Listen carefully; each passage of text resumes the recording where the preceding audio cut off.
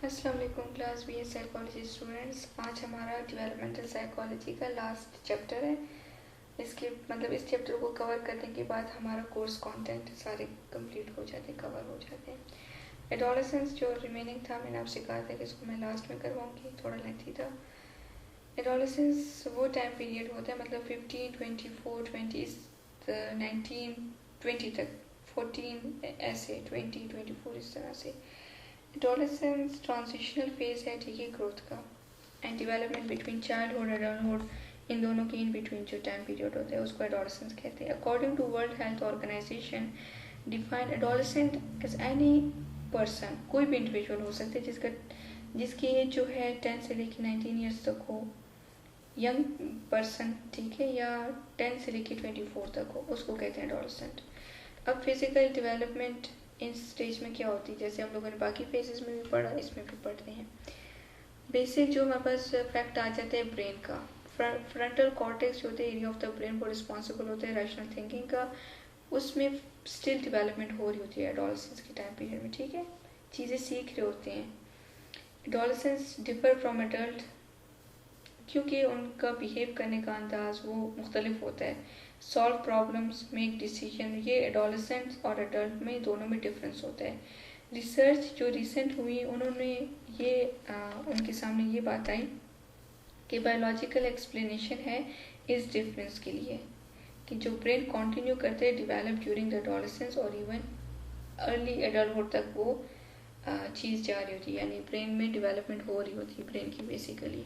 तो ये रिसर्च से ये बात सामने आई है, ठीक है। फिजिकल डेवलपमेंट हो रही है, ग्रोथ हो रही है, ठीक, लेकिन साइकोलॉजिकल मतलब ब्रेन की डेवलपमेंट जो होती है वो भी चल रही होती है अर्ली एडल्टहुड तक, मिडल तक भी नहीं जाती। ब्रेन डेवलपमेंट, मैगडाला और frontal cortex, amygdala and frontal cortex की रीजन है हमारे पास ब्रेन की, जो कि डेवलप होते हैं डिफरेंट टाइम पीरियड में।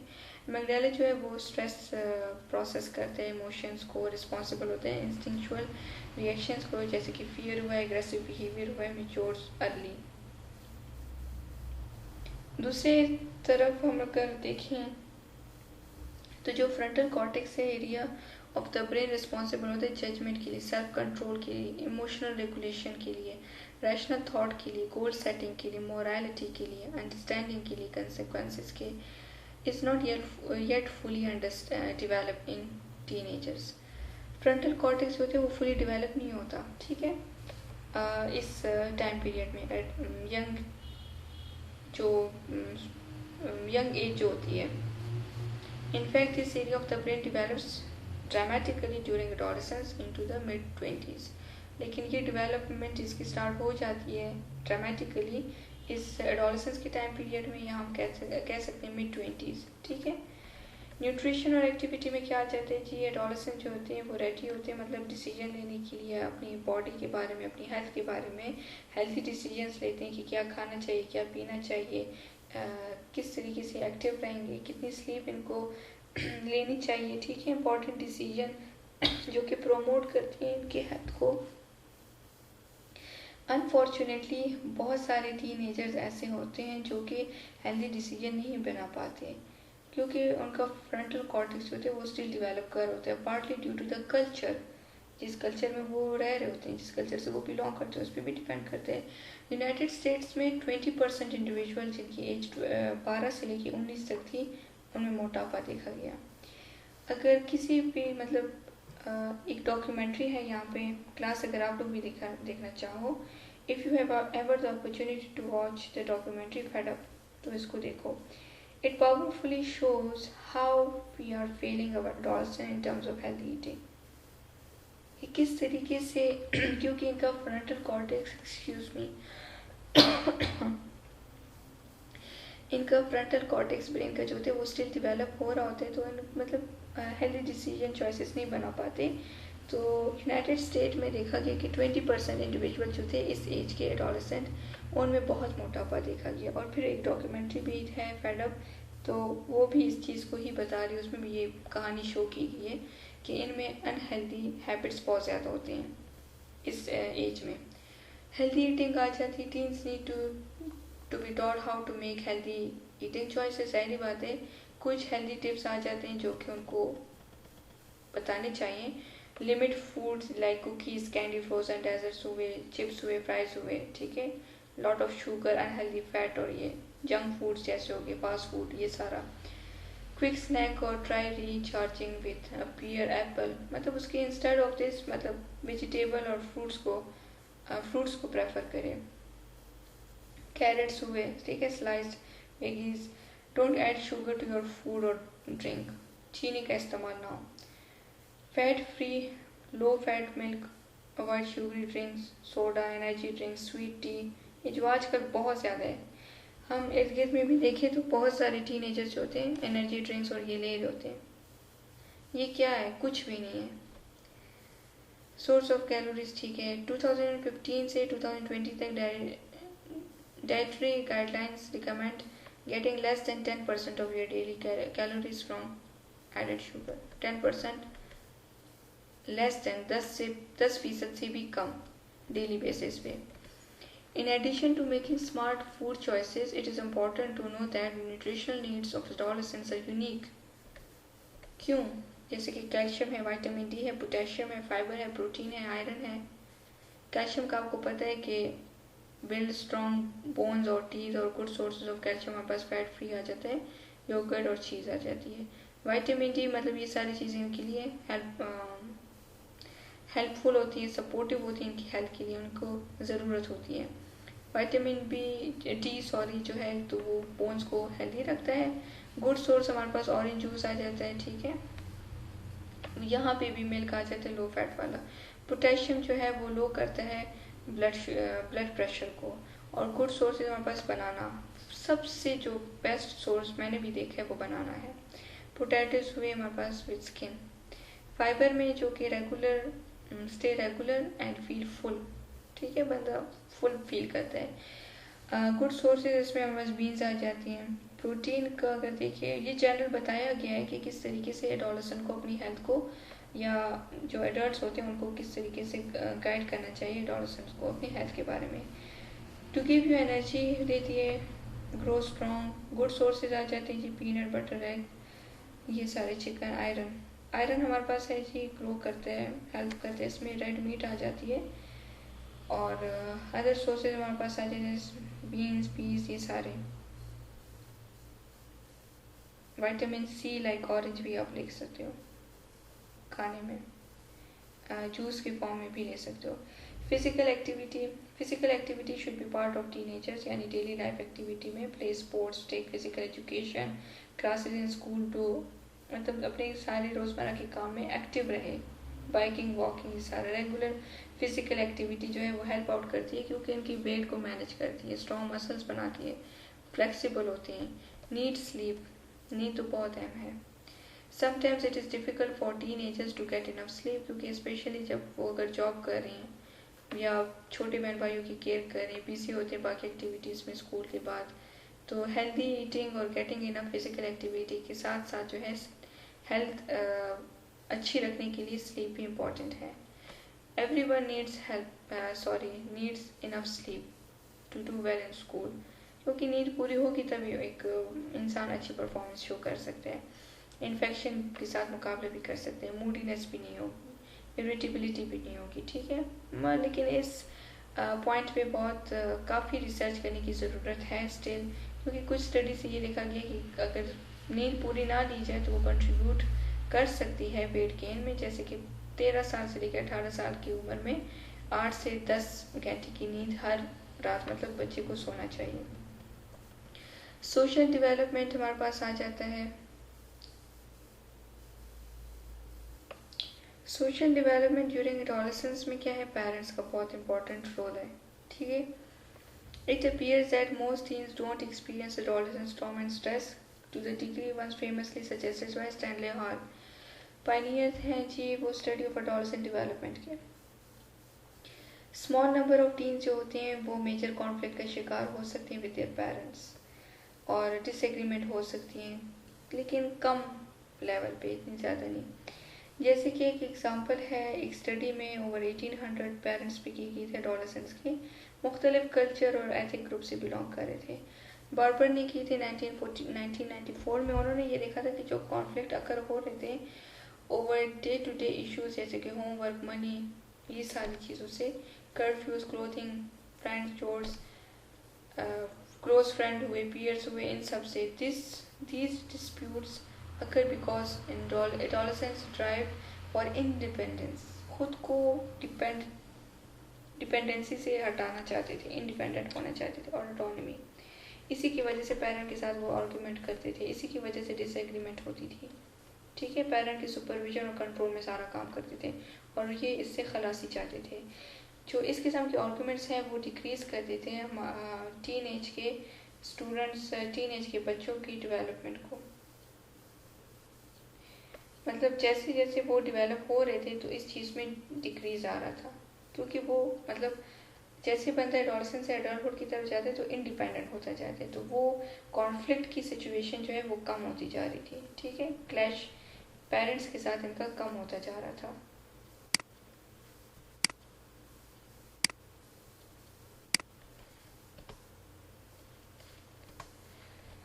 Adolescent work to form their identities, अपनी शनाख्त बनाना, पेरेंट्स के साथ से खुद को अलग कर देना, पीयर ग्रुप बनाना के लिए बहुत इंपॉर्टेंट था।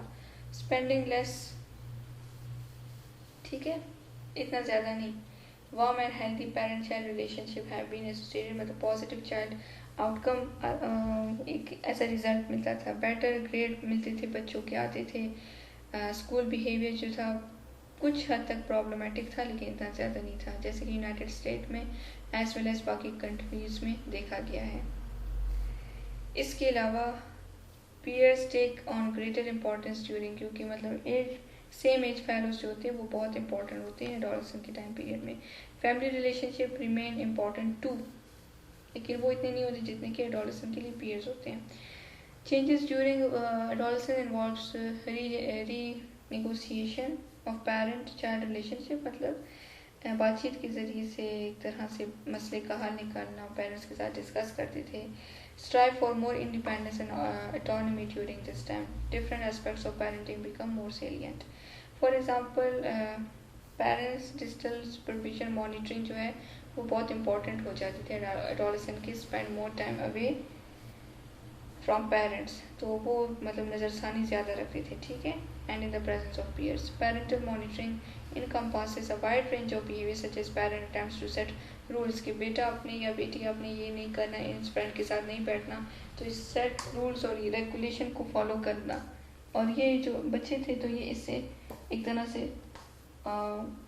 खुद को इंडिपेंडेंट करना चाहते थे, खुद को इंडिपेंडेंट करते थे सारे मतलब पेरेंट के कंट्रोल से, कि अपनी मर्जी से मतलब एक अपनी लाइफ गुजारें। ठीक है, किन फ्रेंड्स के साथ बैठना है, किन के साथ नहीं बैठना, तो ये अपनी मर्जी से करना चाहते थे।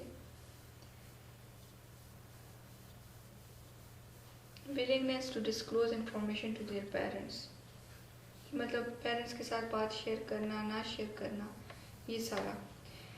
Psychological control which involves manipulation and intrusion into adolescents' emotional and cognitive world through invalidating adolescents' feelings and pressuring them to think in particular ways in another aspect of parenting that becomes more salient during adolescence and is related to more problematic adolescent adjustment. Psychological control, manipulation, emotional cognitive world adolescents के लिए, ठीक है, invalid था, invalid होता है इस time period में। Feelings, pressure, उनको ये फील कराना, उन पे एक तरह से प्रेशर होता है कि वो पर्टिकुलर वेज में सोचें। पेरेंटिंग दैट बिकम्स मोर, मतलब एक कॉन्फ्लिक्ट हो जाता है यहाँ पे पेरेंट और चाइल्ड का। चाइल्ड हम कह सकते हैं एडोलसेंट एडजस्टमेंट में, ठीक है, प्रॉब्लमेटिक हो जाती है उनके लिए। पीयर्स जो कि इनके लिए बहुत मोस्ट इम्पॉर्टेंट होते हैं इस टीन एज में बहुत ज़्यादा।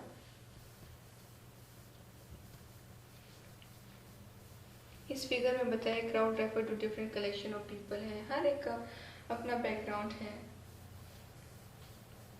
Environmentalists, in a way, they are kind of like clothing brands that label the people associated with that crowd. ठीक है, ये तो एक पिक्चर में जस्ट बताया हुआ है कि ये एडोलसेंस है, ठीक है।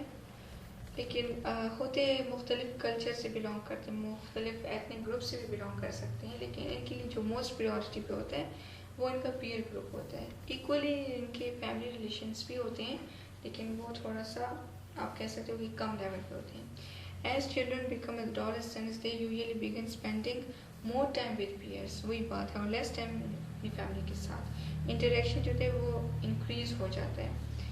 Children notions of friendship, focus, share activities होती हैं, फोकस होता है इनका, इंक्रीजिंगली फोकस होते हैं, intimate exchange of thoughts, feelings, एक दूसरे से बातें शेयर करते हैं, डिस्कस करते हैं चीज़ों को।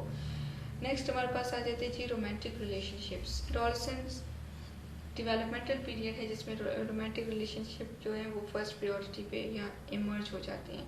इनिशियली जो है सेम सेक्स पीयर ग्रुप्स जो होते हैं that were common during childhood expand into mixed sex peer groups, ठीक है, that are more characteristic of adolescence. Romantic relationship basically जो होते हैं वो इनके लिए मिक्स्ड सेक्स पीयर ग्रुप का कॉन्टेक्स्ट में आ जाते हैं ये दोनों। Although romantic relationship during this time period is short life होती है, ठीक है, ये नहीं होती कि लंबे अरसे तक पढ़े, नहीं, rather than long term commitment partnership, क्योंकि उनमें इतना सेंस नहीं होता, उनमें इतना टॉलरेंस नहीं होता, उनमें इतना कोप अप करने की जैसे कहते हैं एबिलिटीज़ नहीं होती, वो तो स्टिल डेवलप कर रहे होते हैं, तो वो इतने लॉन्ग टर्म पार्टनरशिप में या कमिटमेंट में खुद को नहीं डाल सकते, ठीक है। Importance should not be minimized. Adolescents spend a great deal of time focused करते हैं उसी रोमांटिक रिलेशनशिप पे, इनके पॉजिटिव नेगेटिव इमोशंस पे, और वो ही पॉजिटिव नेगेटिव इमोशंस होते हैं वो रोमांटिक रिलेशन के साथ बहुत अटैच होते हैं, ठीक है, एक लिंक सा होता है उनका।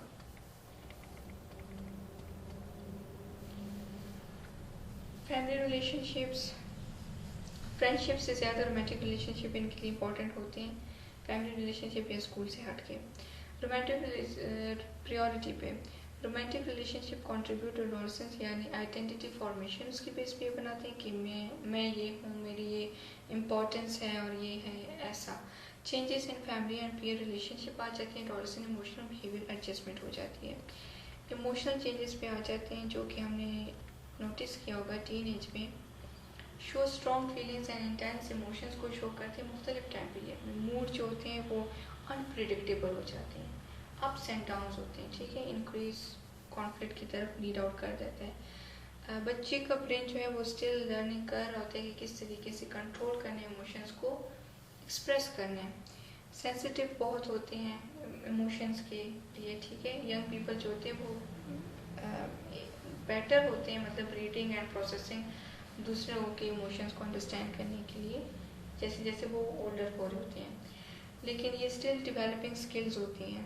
व्हाइल दे आर स्टिल मतलब डेवलप कर रहे होते हैं the skills, they can sometimes miss read facial expression या बॉडी लैंग्वेज को ये उस तरीके से अंडरस्टैंड नहीं कर पाते, ज़्यादा सेल्फ कॉन्शियस होते हैं, ठीक है, फिजिकल अपीयरेंस या चेंजेस के बारे में। Teenage self esteem is often affected by appearance, कि हम कैसे दिखाई दे रहे हैं, कैसा हमारा लुक है, कैसे हमारा फैशन है, बॉडी हमारी कैसी है, ठीक है, स्मार्ट है नहीं है, ये सारा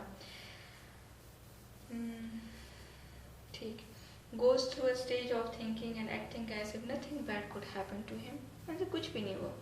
your child decision making skills are still developing, वो स्टिल डेवलप हो रही होती है।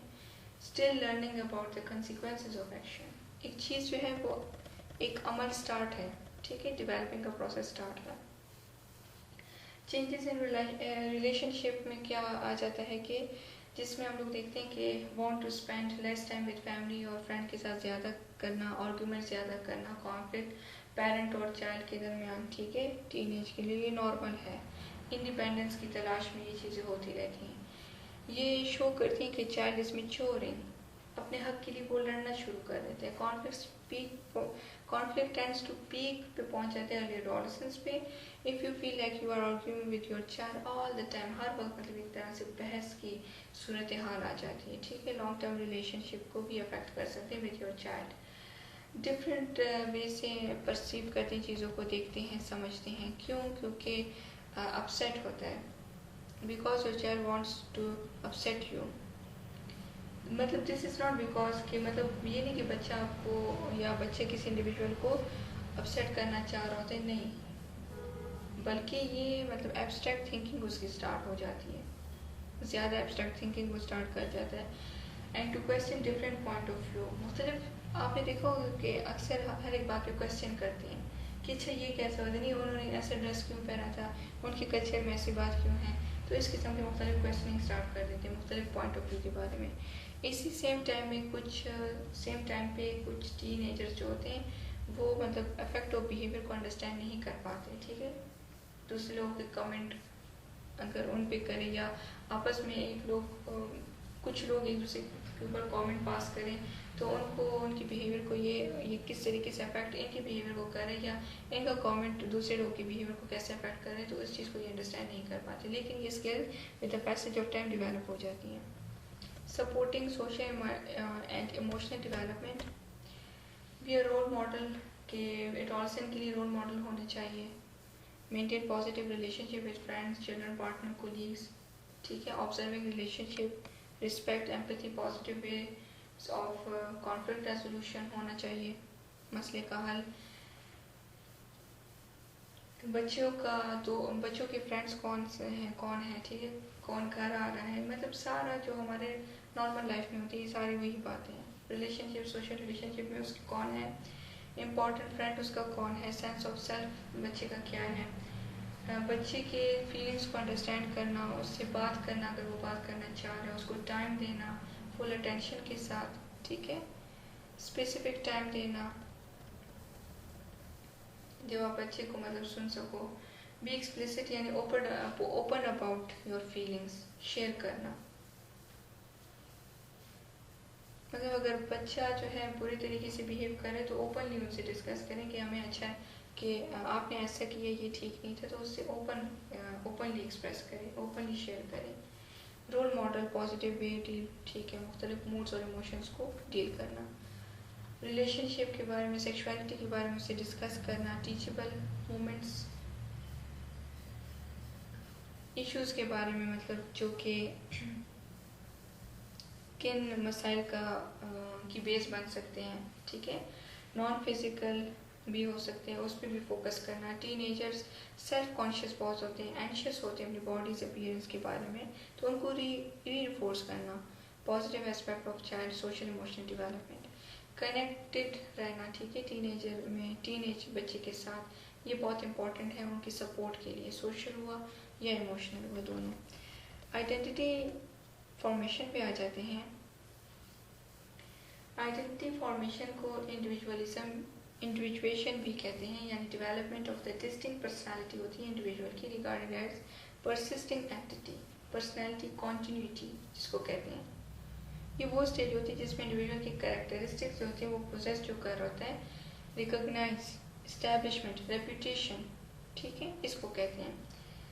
एक आइडेंटिटी, एक शनाख्त ले आना। This process defines individual to other than themselves, कि दूसरे लोगों के मुकाबले में मैं एक इंसान अपनी शनाख्त बना देते हैं, दूसरे अलग उससे और इंसान अपनी एक अलग शनाख्त, ठीक है। तो जब वो कहीं सोसाइटी में लोगों के मजमे में भी जाते हैं तो उसकी अलग से शनाख्त होती है, अलग सी पहचान होती है। Pieces of the person's actual identity include a sense of continuity, sense of uniqueness, unique है, एफिलिएशन, एक सेंस ऑफ लिंक है, एक तरह से दूसरे लोगों के साथ एफिलिएट कर रहे हैं। लव है, ठीक है, दूसरे लोगों के साथ रिलेशन है, सोशल कनेक्शन है।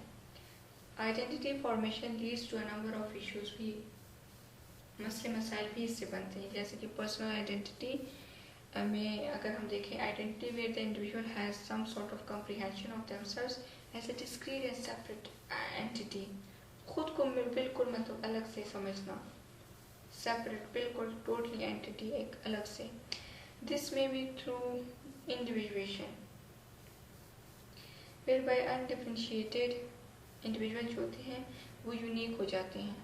Undergo stages which through which differentiated facets of person's life tend to become a more invisible whole। यहाँ पे भी कॉन्फ्लिक्ट आ जाता है, invisible as a whole, identities form होती है मुख्तलिफ लेवल पे, micro, macro, global. Micro level जो होती है सेल्फ डेफिनेशन है, relationship to people and issue seen from a person individual perspective, एक अपने नजरिए से सोचना, लोगों के बारे में, मसाइल को देखना। मैक्रो जो आ जाते हैं कनेक्शन अमंग एंड बिटवीन, माँ बहन और दरमियान में इंडिविजुअल की issues, groups, view as a view from national perspective. ठीक है, जो ग्लोबल लेवल है वो कनेक्शन है among and between individual issue group from world wide, वसी पैमाने पे आ गया। आइडेंटिटी जो है सेपरेट और डिस्टिंक्ट पार्ट है, फैमिली, कल्चरल, पर्सनल, प्रोफेशनल, और it is an ever evolving core within where our genetics, bio यानी biology, culture, loved ones, those who care, those we care for, जिसका हम लोग ख्याल रखते हैं, people who have harmed us, जिन्होंने हमें दुख दिया, हमें नुकसान दिया, और जिन लोगों को हमने नुकसान दिया, हमने दुख दिया। The deeds done good and ill to self and others, experiences lived, choices made come together to form who we are at this moment। ये सारी बातें बहुत आसान है क्लास, कि हम लोगों ने लोगों के साथ क्या किया, हमारे साथ लोगों ने क्या की, तो ये सारी चीज़ें जो हैं वो हमारी एक आइडेंटिटी की बेस बना देती है। ठीक है, इससे हम लोग अपनी आइडेंटिटी फॉर्मेट कर लेते हैं, फॉर्मेशन होती है हमारी। प्रॉब्लम और डिस्टर्बेंसेस क्या आ जाते हैं, चेंज ऑफ वॉइस होता है, अपीयरेंस, फेशियल हेयर आ जाते हैं वॉइस के। ठीक है, प्रोमिनेंट चेंज है जो कि एडोलेसेंस में आता है। ये एक चैलेंज होती है, एक डिस्टर्बिंग सी फीलिंग होती है इनके लिए। एक्ने मेजर प्रॉब्लम है, मसल गेन आ जाता है, बॉडी वेट ज़्यादा हो जाता है, प्यूबिक हेयर गर्ल्स बॉयज़ में। ठीक है, body odour becomes evident and girls start periods. ठीक है, adolescence is the age between, ये तो हो गया कि एडल्टहुड और चाइल्डहुड का दरमियान का टाइम पीरियड है। confused about their roles and torn between their responsibilities, confused और conflict वाला time period होता है। ठीक है, as growing adults, लेकिन desire उनके बच्चों की तरह होती है, overly emotional होते हैं, sensitive बहुत ज़्यादा होते हैं, everything anything। ठीक है, excited, mad, angry, लड़कियाँ रोती बहुत हैं, बच्चियाँ, मूड स्विंग्स होते हैं बच्चियों में भी और बच्चियों में भी, बॉडी चेंजेस होती हैं जो कि जिसका रिजल्ट सेल्फ कॉन्शियस हो जाते हैं बहुत ज़्यादा।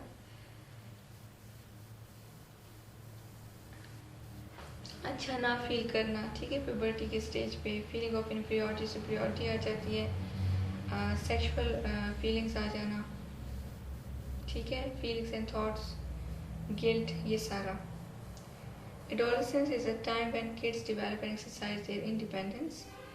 This can give rise to questioning the parents' rules, कि वो हमसे क्यों पेरेंट्स आर्गूमेंट कर रहे हैं, क्यों बहस कर रहे हैं। Standing up for what it is right, stubbornness, मतलब जिद पे आ जाते हैं बच्चे। सिग्निफिकेंट डेवलपमेंटल चेंज हमारे पास ब्रेन में आ जाते हैं, मूडी हो जाते हैं, टायर्ड होते हैं, थके थके, डिफिकल्ट टू डील विद, नहीं कर पाते मुकाबले इस चीज़ का। फिजिकल कन्फ्रंटेशन आ जाती है, लिसन टू लाउड म्यूजिक और इस किस्म की चीज़ों को ये प्रेफर करते हैं बच्चे। न्यू फाउंड इंडिपेंडेंस से हट के अगर देखें तो ये चाहते हैं कि रिस्क टेकिंग बिहेवियर में इन्वॉल्व होते हैं, resulting in careless behaviours, pressure आ जाते हैं पीयर्स का। ठीक है, और इस किस्म की हैबिट्स को भी ये डेवलप कर लेते हैं जिनको तोड़ना या जिनको मॉडिफाई करना मुश्किल होता है पेरेंट्स के लिए। Dressing, hair style, sense of fashion, वो भी चेंज हो जाता है कि हमें अप्रूवल मिलेगा, हमें सोसाइटी कहेगी कि आप अच्छे लग रहे हो, इस तरह से चीज़ें होती हैं। ये नॉर्मल है सारी, ये डेली लाइफ हम लोग देखते हैं। ट्रबलिंग बिहेवियर जो है, हैंगिंग आउट, बाहर जाना, the problem kids adapting changes lifestyle. ठीक है, बाज़ एडोलसेंट होते हैं कि ड्राइविंग थोड़ी सी सीख ली तो गाड़ी को कहाँ से कहाँ पे पहुँचा देते हैं। रिस्क टेकिंग बिहेवियर है बेसिकली, पेरेंट्स उनको अलाउ नहीं करते, वो चीज़ें कर रहे होते हैं। लाइन जो है वो बिहेवियर इशू कॉमन होते हैं इस टाइम पीरियड में। Confrontation with parents out of any fear. Peer pressure जो है वो सिग्निफिकेंट फैक्टर आ जाता है। ठीक है, स्मोकिंग, ड्रिंकिंग, ड्रग्स की तरफ लेके चला जाता है बच्चे को। The tendency to take risk encourages most teens try to smoking, drinking before legal age. ऐसी एक्टिविटीज़, ऐसे बिहेवियर में ये अपने पीयर प्रेशर की वजह से आ जाते हैं। What may start a thrill can become a habit, ठीक है, अगर अनचेक रखा जाए तो वो उनकी आदत बन जाती है, तो रोल मॉडल बन जाते टीन। अगर कोई घर में स्मोक कर रहा है, ड्रिंक कर रहा है, तो वो बच्चे के लिए रोल मॉडल बन जाते हैं। पेरेंट में अगर कोई कर रहा है, रिलेटिव में कोई कर रहा है, तो वो रोल मॉडल बन जाते हैं। पुअर सेल्फ इस्टीम हो जाती है, ठीक है, सिगरेट, अल्कोहल, ये सारी चीज़ें।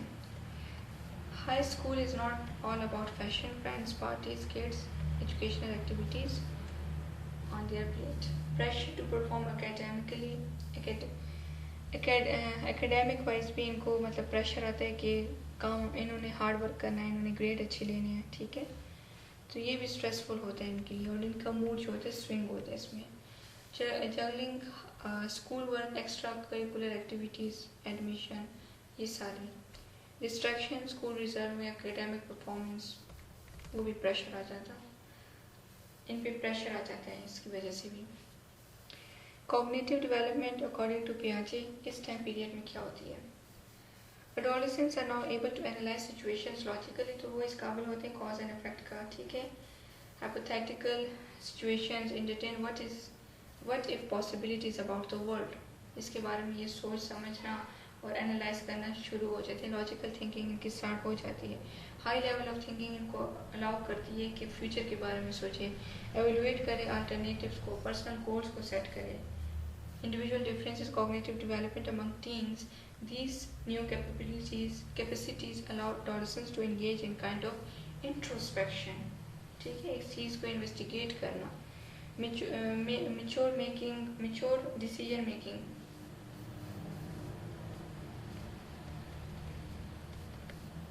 उस स्टेज पे ये नहीं पहुंचे होते जैसे कि अर्ली एडल्टहुड में होता है, लेकिन टू सम एक्सटेंट हम कह सकते हैं कि लॉजिकली इनकी सोच जो है वो स्टार्ट हो जाती है, चीज़ों के बारे में सोचते हैं, फ्यूचर के बारे में सोचते हैं।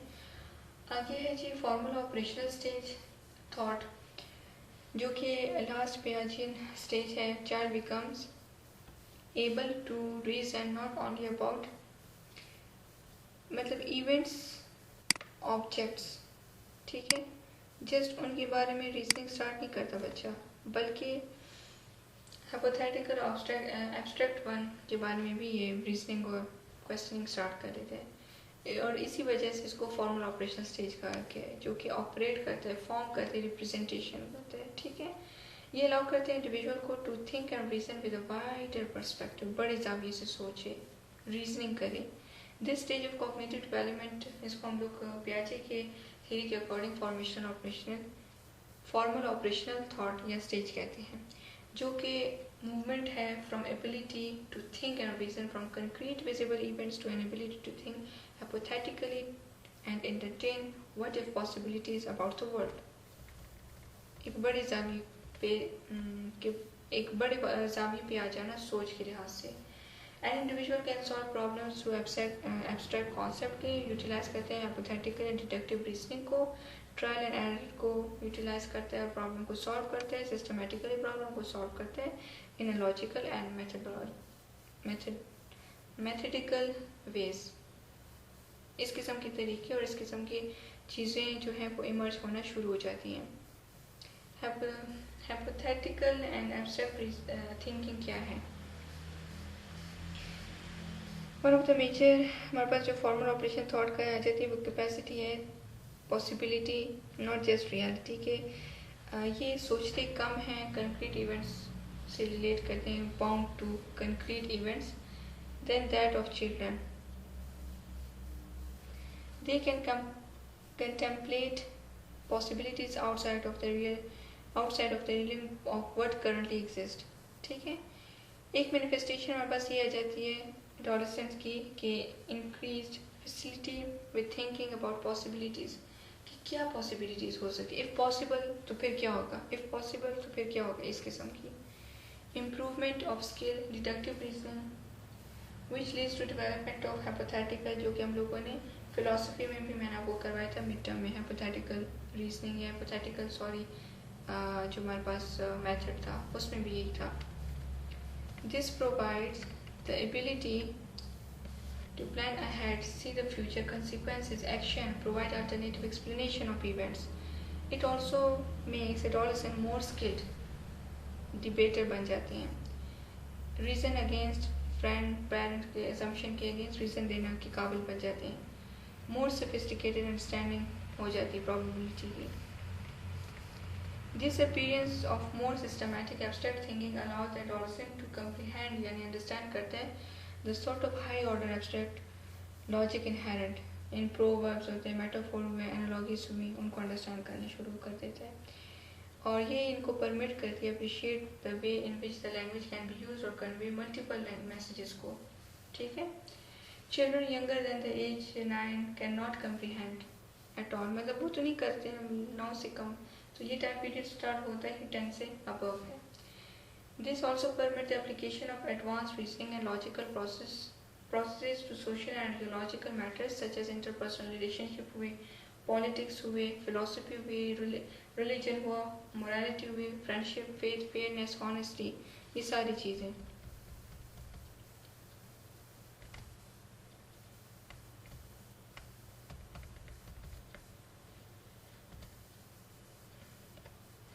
नेक्स्ट हमारे पास है जी इंट्यूटिव एंड एनालिटिक थिंकिंग. पियाजे ने ज़्यादा एम्फेसिस या फोकस किया sequence of thoughts through out 4 stages जो इसके थे. बाकी ने कहा कि thinking doesn't develop in sequence, की सीक्वेंस में नहीं होती, but instead that advanced logic in adolescence में भी इन्फ्लुएंस बाय इंट्यूशन. इंट्यूशन क्या है, ठीक है, उससे जो है उनका इन्फ्लुएंस आ सकते हैं उनकी सोच पे. कॉग्निटिव साइकोलॉजिस्ट ने इंट्यूटिव को मतलब रेफर किया इंट्यूटिव को एनालिटिक थॉट को as a dual process model है कि दोनों डुअल प्रोसेस हैं, दोनों इन्वॉल्व होते हैं. Have two distinct networks for processing information. Intuitive thought जो है वो ऑटोमेटिक होती है, अनकॉन्शियस होती है, उसके बारे में हमें श्योर नहीं होता, ऑटोमेटिक हो रही होती है और फास्ट होती है. और इमोशनल बहुत ये इमोशनल ज़्यादा होती है, एक्सपीरियंशियल ज़्यादा होती है. कंट्रास्ट में जो एनालिटिक थॉट है वो कॉन्शियसली होती है, ठीक है, लॉजिकल होती है.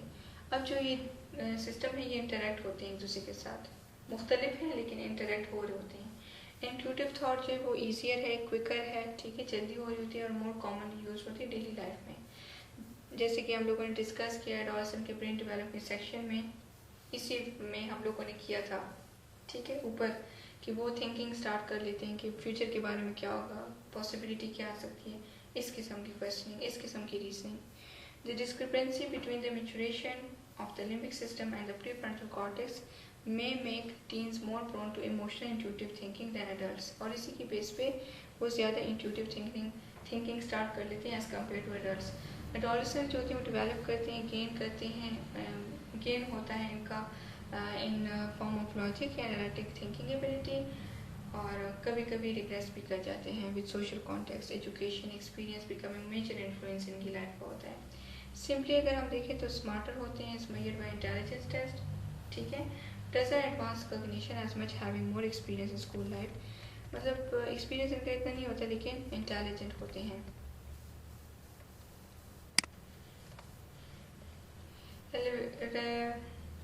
नेक्स्ट हमारे पास है जी समराइज सभा relativistic thinking. Adolescents are more likely to engage in relativistic thinking. In other words, they are more likely to question others, ठीक है, assertions like to accept information as absolute truth, ठीक है. Through experience outside of the family circle, they learn that rules they were taught as absolute are actually relativistic. They begin to differentiate rules को differentiate करते हैं common sense के don't touch और don't touch a hot stove और ये, and are based on culturally relative standards, codes of जो हमारी life की कोड्स हैं, ठीक है, रिलेटिव स्टैंडर्ड पे कल्चर जो एक्सेप्टेबल चीज़ें होती हैं उनके अकॉर्डिंग कि उनको भी समझना शुरू कर देते हैं कि वाकई ऐसा है होता है, ये एब्सोल्यूट ट्रूथ है हमारे पास. This can lead to a period of questioning authority in all domains. बस ओवरऑल ये है क्लास के, इन्होंने क्वेश्चनिंग की शुरू कर देनी है.